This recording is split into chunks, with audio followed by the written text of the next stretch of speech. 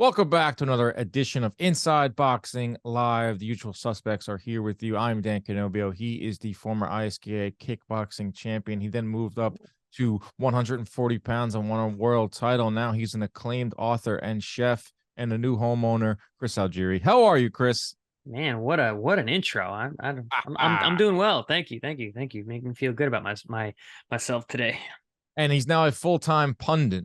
He's now a media guy. Every time I open up Instagram, Chris is promoting a fight, or he's either on John Boy Boxing, or he's Pro Box. He's on DAZN, ESPN. You're pretty much a media guy now.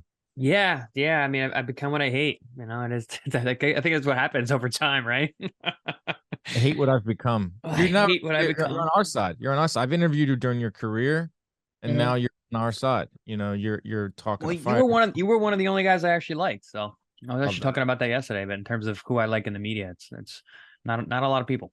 We'll get to some media stuff with Inoue Fulton, something I did not like that I saw. But we're gonna touch on a lot of topics today. Inoue Fulton is coming up on us. Spence-Crawford, we're going to be there in Las Vegas. We've teamed up with ppv.com.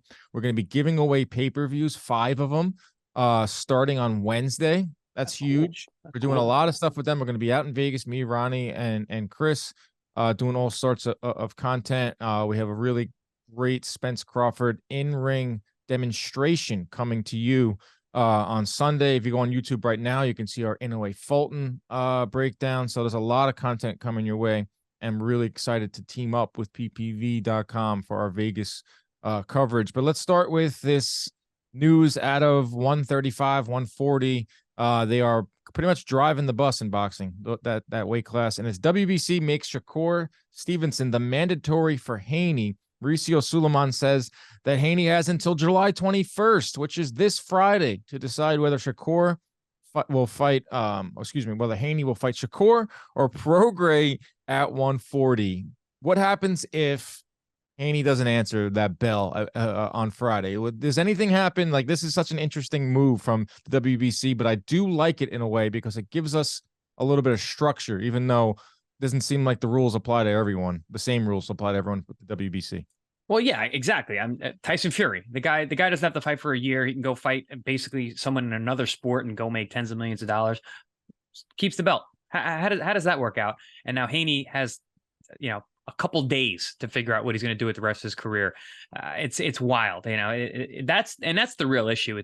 Listen, you can make your mandates, but can we get it across the board that it's equal? Not just based on what it's really based upon is money, keeping these governing bodies fat and happy, which is what it always comes down to. It's just, I don't know. It's just a disservice to the sport, and it makes the fighters listen. I was a champion, and I was burned by some governing bodies too. It makes you not cherish the title as much. It's I don't know. It's not a good look. It's not a good business. It's not good for the sport. It's not good for the champions themselves, who are misrepresented oftentimes by these governing bodies and mistreated. This is definitely a mistreatment of Haney. But from a boxing fan's perspective, it's 2 good fights.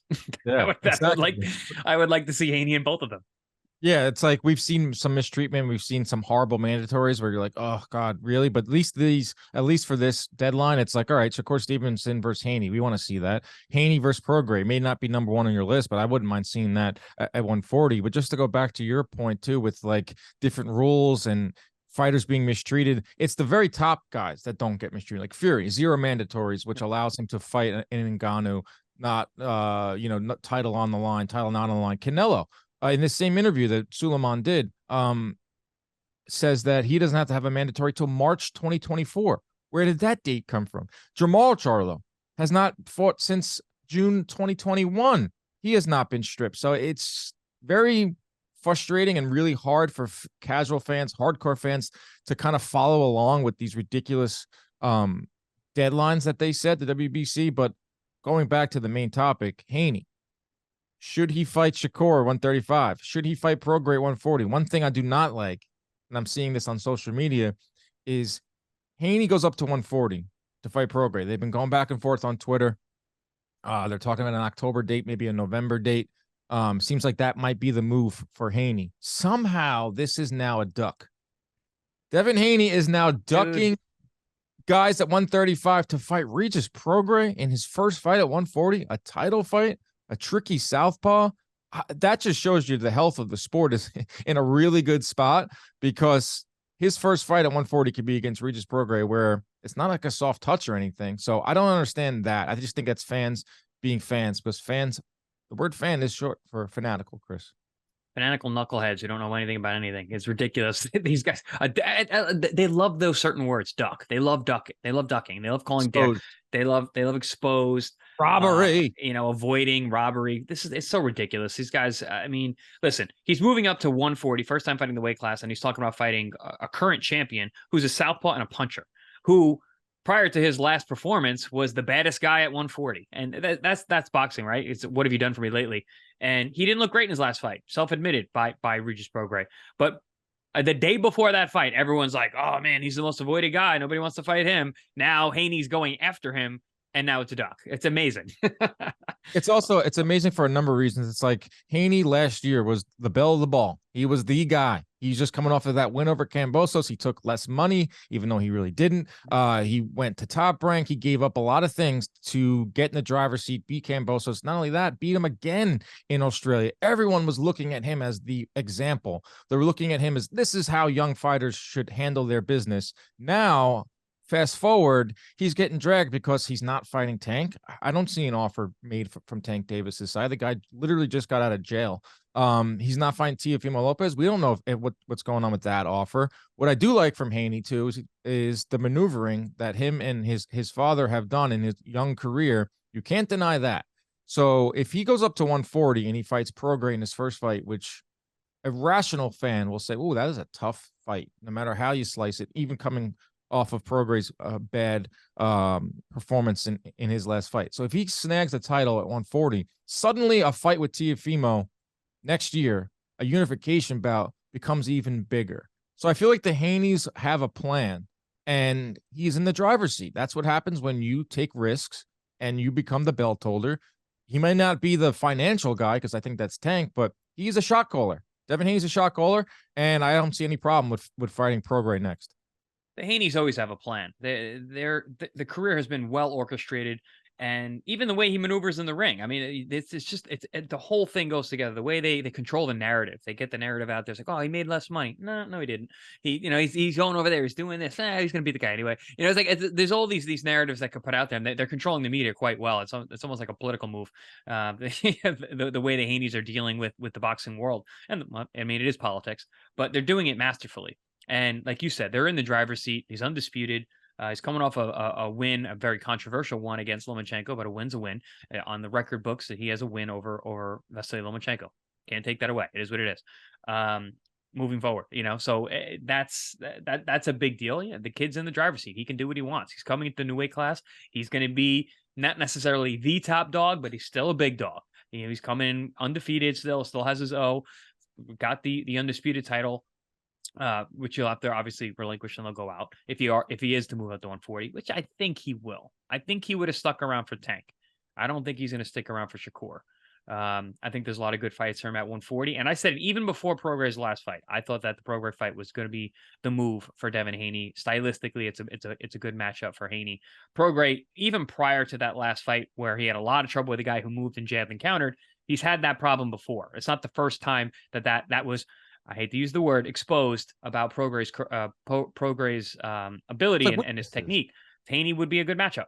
Yeah, like their weaknesses. Every fighter has a weakness, and so does Haney. And Prograis actually matches up pretty well for his weaknesses as well. So it's a good fight. It's a very good fight. Is it the fight? Is it the number one fight I want to see Haney in? No, I would probably rank it fourth. Obviously, Tank's number one, Teofimo 2, Shakur 3, Prograis 4th, but it's still an intriguing fight, and that Matchroom is going to lay out some dollars to get some subscribers back to DAZN and keep that Matchroom USA platform rolling. So that's the latest with Haney. Also, Shakur is now like using the WBO too to try to become mandatory number one contenders. He's applying a lot of pressure, Shakur. I like that from him. I'm just like happy that we're all these fights are being discussed. Like we're seeing Haney with Prograis. We're seeing Shakur in there. We're getting closer and closer to them all eventually fighting, because that's the movement that we're seeing right now in the sport. So I think that's a good thing. However it plays out. Another thing too, lastly, before we move on to the next topic, it's like, let's see who Haney's contemporaries will all be fighting before we call him a duck. Like, who's Tank gonna fight in his first fight since Ryan? Who's Teofimo gonna fight in his first defense, or if he does fight this year at all? Who's Shakur gonna get in the ring with him? Because it seems like he has a tough time finding opponents. If you go by the comparison of your contemporaries, come on, Haney versus Prograis is better than what everyone else is doing around his weight class. The only fight that I could see that would be better than Haney versus Prograis for the contemporaries, like you said, would be if Shakur was able to get Lomachenko in there, which I don't think that's going to happen anytime soon. I think Lomachenko's really? I could see that happening. Yeah, I just don't think. I think timing wise, I think Lomachenko is going to need a longer camp. You know, the older guys take longer. He's just coming off the fight with Haney. I'm sure he's got a lot of soul searching to do. Or he might be one of those guys who's pissed and jumps right back in. Who knows? But I think a guy at his level is probably going to take some time. So maybe we see that in the fall, late fall, November-ish, something like that. I could see that, but not right away like we're looking at, here. Yeah. But yeah, that I like that fight. We've been talking about that fight on this show for a while. I thought that fight I see that fight happening pretty soon. Yeah. Well, if Haney moves up to 140, the belt's relinquished, and Shakur has got his spot, and so does Lomachenko. Like, they will fight for a WBC title. And Great fight. That's an awesome fight. I think a lot of people are going to avoid Shakur in general, just based on his style, based on his age, based on he's not the money guy like all these other guys yet. He's very, very dangerous for not as much money. When you've got these other guys, Tank is the money guy, obviously, but Tank's very dangerous, but the risk reward on that one. Lomachenko's Lomachenko. He's a legend, living legend. And then Haney's got all them belts. I mean, these are all money guys. And then Teo's the wild card. He's the wild card. He's always the wild card. He's the wild card even when he's the man. Because he can retire. He can retire and come back in a month. I know you're more of a Threads guy. You're not really a Twitter guy, but I posted a video of Tom Holland. First off, do you know who Tom Holland is, Chris? I don't. He is the actor that played Spider-Man. Very big actor, young guy. He was in all the Spider-Mans. Big boxing fan. He is a huge Vasily Lomachenko fan. He went on a podcast that's not a boxing podcast, and they brought up boxing. He talked about how he trains. He goes to Church Street Gym. Tom Holland, our gym, we do a lot of content there. So he's going on and on about how Lomachenko won. I thought he won, and he should get a rematch. But the thing with boxing is we don't get rematches. That's why UFC is better.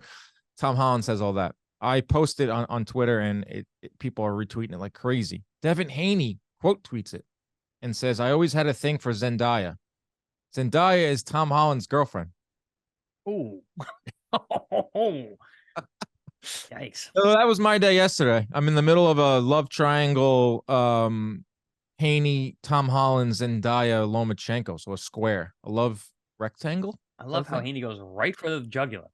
And I was showing everyone here at the office, and they're like, man, these boxers are savages. They don't hold anything back in the ring, on Twitter. It's just like a savage world, the boxing world. But you have to, because this Twitter is just full of people that are so venomous. You have to come back with you got to come out with your claws. You got to come right out with the worst, and you can't hold any punches, because that's why you're a Threads guy. It's a little secret over there. Yeah, it's cooler. Everybody's like there to learn something. I can post my inspirational quotes, and people are like, yeah, that's cool, man. I can talk trash about people in the gym because people don't understand what gym life is supposed to be like. Well, that's your latest thread was the gym is not a place of fun. No, it's work. You got to come in. Don't hang out in the gym. Get the work done. Get the hell out. Go home and recover. I don't like the guys, the hanger-ons who chat during their workout, chat after their workout. Get out of here, man. It's hot. Go home. Out of here. All right. Next up, Teofimo Lopez out of retirement. The shortest retirement known to man. The shortest retirement in boxing history. We've seen some really short ones. About a month. He tells Paco over at the WBO that keep my belt warm because I ain't relinquishing it and I ain't retiring. We said this before. We were not really convinced that he was going to retire. It's one thing to send a text to the WBO and say that, I'm giving up my belt, but it's another thing to put pen to paper and really relinquish it. And then you would have Barboza fighting, I think, Jose Ramirez or something like that for Teofimo's title, or Haney getting in the mix with Shakur, and Teofimo was like, no, that ain't happening. I'm back. Not shocked by this at all, but it's always good to have Teofimo in the mix. The Teofimo show rolls on. I want to see him fight this year. Don't know exactly who he'll fight, but Teofimo's back, and I think that's good. No, it's great. I mean, it's great for the sport. Teofimo, aside from the fact that he's super talented and he's a fantastic fighter, he's coming off a humongous win, one of the best of his career. He's a character. He's a whirlwind of drama leading up to a fight, and people love that stuff. People want to hear about that. People want to see it. I do too. I love Teofimo Fight Weeks. I've worked a lot of his fights for Top Rank International. I've been around the fight weeks, and it's mania. It's up and down and in and out. It's crazy. You never know what's going to happen. And then on Fight Night, he puts in fantastic performances most of the time, especially when he fights tough guys. So yeah, no, he's very good for the sport and for a lot of reasons. It's hard not to be drawn to him and his story. And if you're not paying attention to him, he's going to do something wacky. So you do. It's that kind of guy. Wacky. Even his retirement was wacky. Even his retirement, people talking. And I saw him at the Spence-Crawford press conference a few weeks back, and he was holding court. And I looked over at Ronnie. I was like, "Hey, look over there. Does that look like a retired fighter?" And he's like, "No."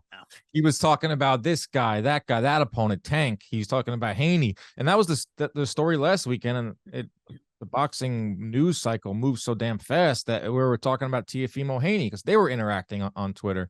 Just goes back to show you how Haney really is in the driver's seat because he has so many opponents gunning for him.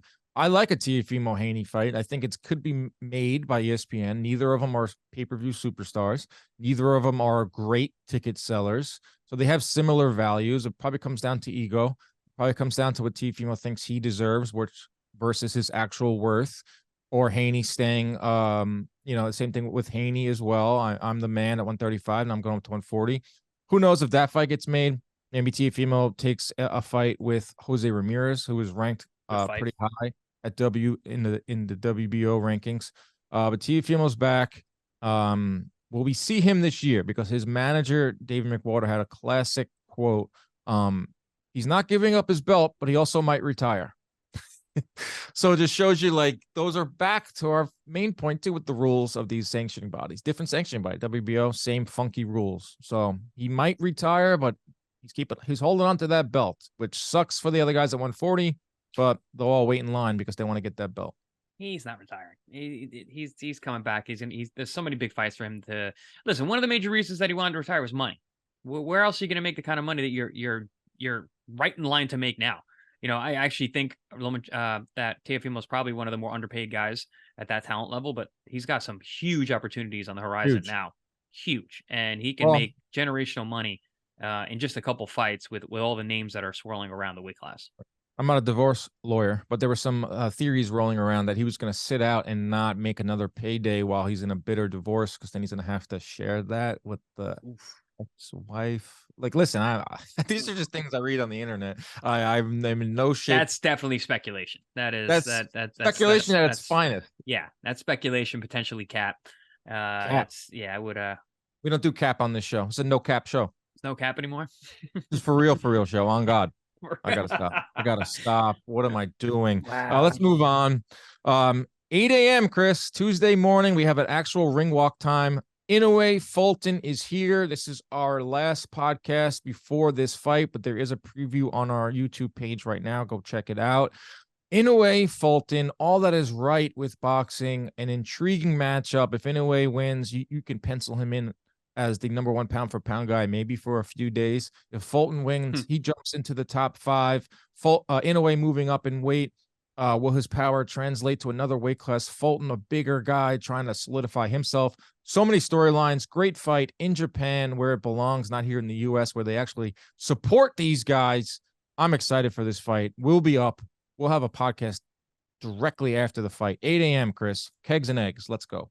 I'm jacked. I'm going to be there with my probably my mimosa, watching the fight, all excited. And then, we'll be talking about it afterwards. This fight's awesome. We've done our previews. We talked about it a ton. It's a fight that we've been very excited about for the past year or so. Well, I guess it was the end of last year. So that's 8 or 9 months we've been talking about this fight. And it looked like we were going to lose this fight. And then Fulton dared to be great and decided to stay in the weight class, wait around for the biggest fight possible at the lighter weights against Inoue. The fight got pushed back. So we had the opportunity to lose it again, but now it's on, and it's the same week as Crawford Spence, like you mentioned. Implications for pound that week is going to be off the charts. Like, you can't even have a pound for pound right now. You got to wait for that week. You can't. You have to wait. Yeah, you if have Inoue to wins, wait. if Inoue wins, he might be pound for pound number one. You can make that case, but it's only going to be Depending for on how he wins. Yeah. it's Yeah. only going to be a few days because the winner of Spence-Crawford, in my opinion, not that I subscribe to pound for pound list, would be number one. I do like who's number one. I do like who's in the top five. I think Inoue's in the top five. Um, I love it. Should we? I don't know if I even want to touch on this topic, but I want to get your thoughts, and it ties into some more stuff with media. And so Fight Hype puts out. They have a guy there, Sean Zettel or Sean Zettel. You've done interviews with him. He's a good. Yeah, I know Sean. Yeah. He's really good guy, really good reporter, loves the sport. He apparently was on a YouTube live, and it was like a 2-hour thing. This is a small snippet, and he is insinuating basically that the delay in the fight from May till now is a little suspect because Inoue tweeted that he doesn't like drawing blood for PED testing. 2 times in 1 week, Inoue tweeted, I don't like. He was pretty much complaining about being drug tested. And then this guy at Fight Hype says that Inoue is arrogant. He's spoiled.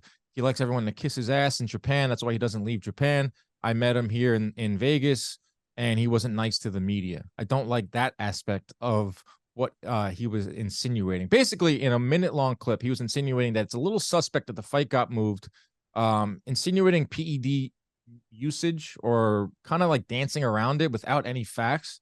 And I hate that it has gained steam online because that's Inoue has never failed a test and he never stopped being tested during the delay. So this fight is everything, like we said, everything that's pure about the sport, but there are some tricklings of PED usage for Inoue, even though it's baseless. Pissed me off. Yeah, whenever you got a guy as dominant he is and he carries the power from weight class to weight class the way that he has, it always gets brought up. But that's really the only reason that it's been speculated. I mean, now we're talking about this. I don't want to give blood during training. Like, I understand that giving blood during training twice in a week. Listen, drug testing sucks. Random drug testing in the middle of I've been doing laps in a pool and WADA or VADA or somebody showed up and they're like, all right, well, it's time for you. I'm like, well, you're gonna have to wait till my workout's done. But yeah, okay. And then they sit there and they watch you train, and then you get out and you have to give blood and urine. Listen, during training camp's not fun, man. It's hard work. You're stressed, and the last thing you want to do is give your veins to somebody when you're dehydrated. They come show up at sparring, you're dehydrated. Now they got to stick a needle in you. It's not fun. Listen, we do it because we want a clean sport. We do it because we want everyone to understand that who we are is what we are, or what we are is who we are, in a way. But yeah, I don't know. I think this seems more like speculation than anything, just because of his performances and how he's carried the power. Otherwise, I mean, talking about just complaining about giving blood, I don't think that's anything. Right. He said, he tweeted, it was like lost in translation, tweeting that like twice in a week. Oh man, that's annoying, which, like you just said, no one would want to do that, but he is signed up to the random testing. He's never failed a test. He was tested during the delay. It was just an awkward moment from a really good reporter over at Fight Hype. And I don't like the linking of him not wanting to do media to him being arrogant. Like I've been snubbed by fighters constantly. Like, it doesn't stop me from talking about how great they are. It doesn't stop me from I wouldn't hold a personal grudge. Like even Lomachenko, after the Teofimo fight, went on for weeks, Chris, talking about how CompuBox sucks and I can do better. They're wrong. Just going off on CompuBox. Do I hold a grudge over Lomachenko? No, because it's not how you should operate. Anyway, that's a small part of this fight. I don't think it's going to gain any more traction. I want to talk about the actual fight. To me, in this fight, the biggest factor, I want to see if you agree with me, is Inoue's power. Will it carry to 126? Because Fulton is easily the biggest fighter that he's ever fought, and Fulton can bully him with size. So I want to see if Inoue can land a big right. How is Fulton going to handle that? And if Fulton can handle it, is he going to use his size and bully Inoue? That makes this fight really intriguing. Definitely the biggest fighter, not the biggest puncher, though. Donaire was definitely the biggest puncher that Inoue faced. And he took some of those shots, broke his orbital in that first fight, and powered through to get the win. Yeah, I actually think the power is going to be fine. I don't think it's going to be as shocking at the weight, especially with a guy like Fulton, who's really big for the weight class. But I think even Inoue's power, if you really look at it, power is a funny thing because a lot of different types. He's got that kind of thudding, break you down power that generally can travel up. And if he can put hands on Fulton and keep hands on him, I think he'll be able to break him down the way he does everyone else.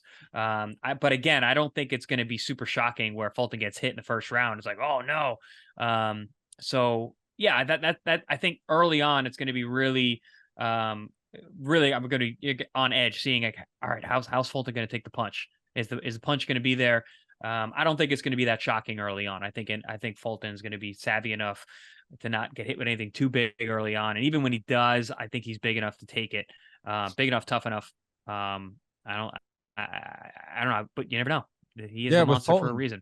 He is the monster for a reason. He's got thudding power, and we're going to see if it will translate at 126. With Fulton, has kind of changed his style up over the last couple of fights. The Angelo Leo fight was his breakout, and he threw 100 punches around. Before that, he was sitting in the 50s, so he doubled his output. You saw the fight against Figueroa, throwing 100 punches around routinely. A volume puncher. Will Fulton throw 100 punches around versus Inoue? No. Absolutely not. You can't. That would be not a good idea. I say it all the time. Combination punchers get hit. And when you got a guy like Inoue who's that dangerous, you cannot be getting hit.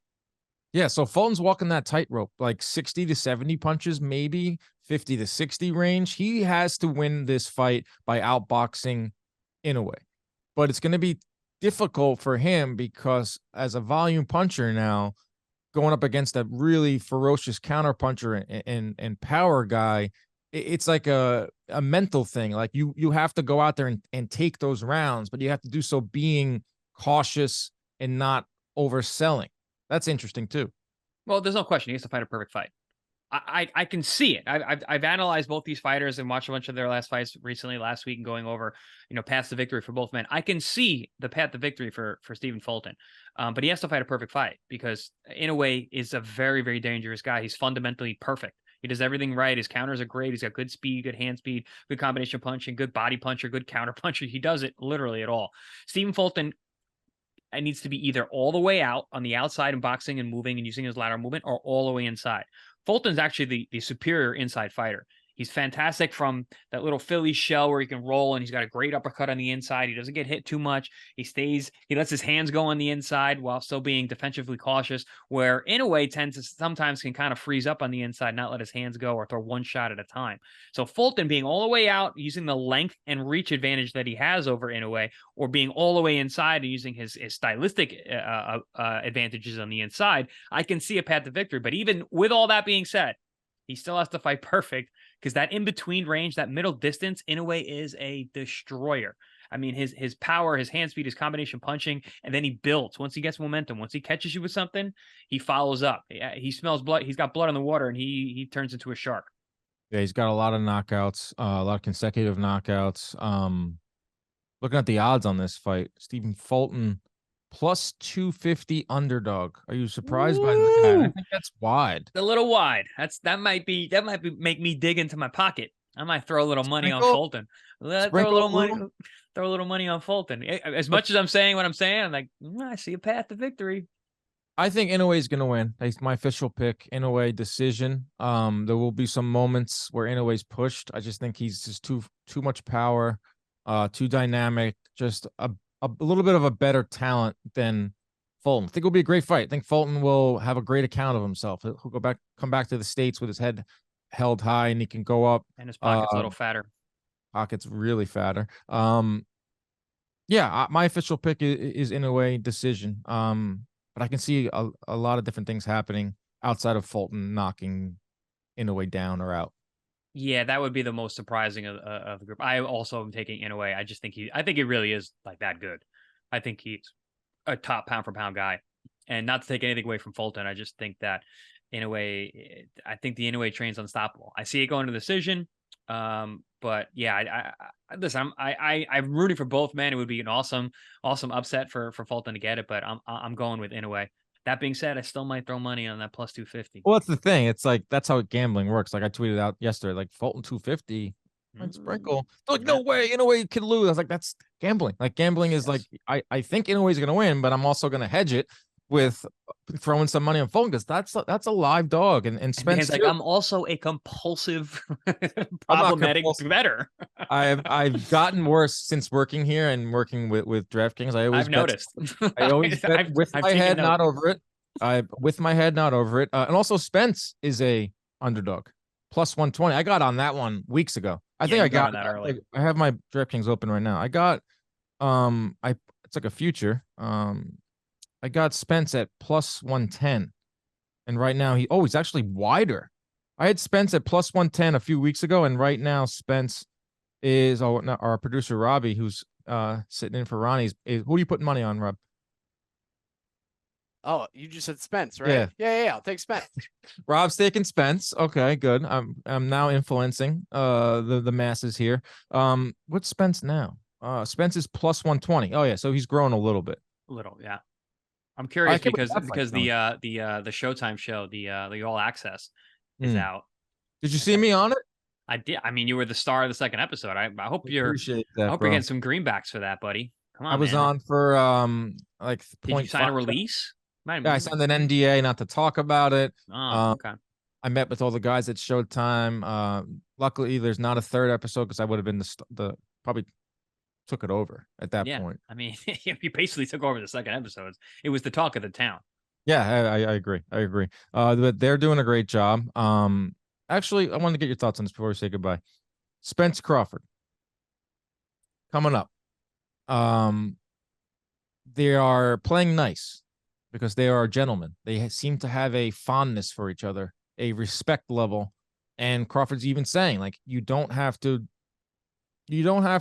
sit there and talk trash about your opponent in order to sell pay-per-views. I'm interested to see how this will work. I don't think it's on Showtime. I don't think it's on PBC in terms of the lack of promotion or where you think this promotion stands right now. I want to see if this works. I want to see if people will buy a pay-per-view just to see two all-time greats battle it out, or do we need like a Tank Ryan level of side bets and ridiculousness? I don't know. I'm curious to see how this fight does. Because that was one thing that was holding it up was what is it? How big is this fight really? But I do think the promotion is lacking a little bit, and I don't think it's because of Showtime or PBC. I think it's because of just the nature of these two guys. Yeah, I mean, neither one of these guys are a breakout brash talking type guy. They also have a lot of respect for each other, which they both said. I mean, Spence never talks. He just goes out there and he smiles and he says whatever. He's got his little quips. He's got his good little comebacks here and there, but he's very monotone in the way he talks, and he just kind of puts it out there and shrugs his shoulders a lot and smiles. And Crawford, he can talk. He can get a little nasty, but he saves it for the ring. He talks in the ring. And I mean, literally speaks to his opponents while he's fighting them. Not a whole lot in between, beforehand. He's not a super marketable guy. Never really has been. I think this promotion falls on guys like you and I, because we're excited about the fight. The real boxing fans are so excited about this fight. They're going to tell their friends. They're going to tell the casuals. They're going to tell, hey man, you just did it. You just talked about betting.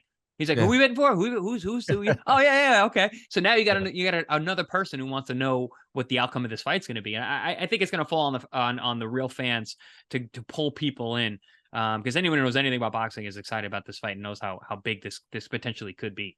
I sure hope so. I really do. I hope that fights can be promoted by just two greats going at it for pound supremacy. Not delving into some not that the Tank Ryan promotion got like foul or anything. It didn't get silly at all. It was a good promotion. It was different. Yeah, this one's about like real box generational stuff. Like you can place this fight, Spence-Crawford in the 80s and it would fit in just fine. I'm curious. I'm excited. We're gonna be there. We're gonna be in Vegas. We got the nod that we're going. We're staying at the Park MGM. I think that's next to T-Mobile. Love that one. I've stayed there before. Yeah, we're gonna be doing all sorts of stuff. I have a podcast on Tuesday after Fulton Inoue. We'll have a show Thursday after the press conference, Friday after the weigh-in, post-fight show Saturday, and then all sorts of short-form content on our social media and ppv.com social media. Chris, are you ready for that? I'm getting there, man. I got some work to do first. I mean, I gotta get past Fulton Inoue. I gotta get past that fight. But also enjoy it though. Yeah, no, I don't mean past it like I want it in the rear view. But I'm so excited for that I can't even think. So fighter mentality, just so Dan, and for the people at home, when we have a fight on Saturday night, like if I'm fighting on Saturday night, Sunday doesn't exist. Right. There is no Sunday for me. I don't like people try to make plans after fights. Say, hey, after the fight, let's do this. I'm like, I don't know. I'm not thinking about that. So that's kind of how I think about these big fights. We got to see Fulton anyway. Like, all right, Tuesday. That's the next step. I can't think about it afterwards. As soon as that's done, I'll be excited about our trip. Yep, we're going to Vegas and we'll have a ton of content. That's it. I hope the fans enjoy this great run that we're on. Tuesday morning, even this weekend with Kambosos in action, Keyshawn Davis in action. You'll be on the call. I will be there for a Top Rank International. Oklahoma to Vegas to Florida to Tampa. I got Kissimmee next week. Yeah, I'm You're all over the place, bro. Moving and grooving, baby. Media guy. Grooving. You're a media mogul. That's it for us. Protect yourselves at all times. Keep your hands up at all times. Thank you to Robbie Sirocco for stepping in for Mr. Ronnie Jerez. And stay out of those DMs. We're out.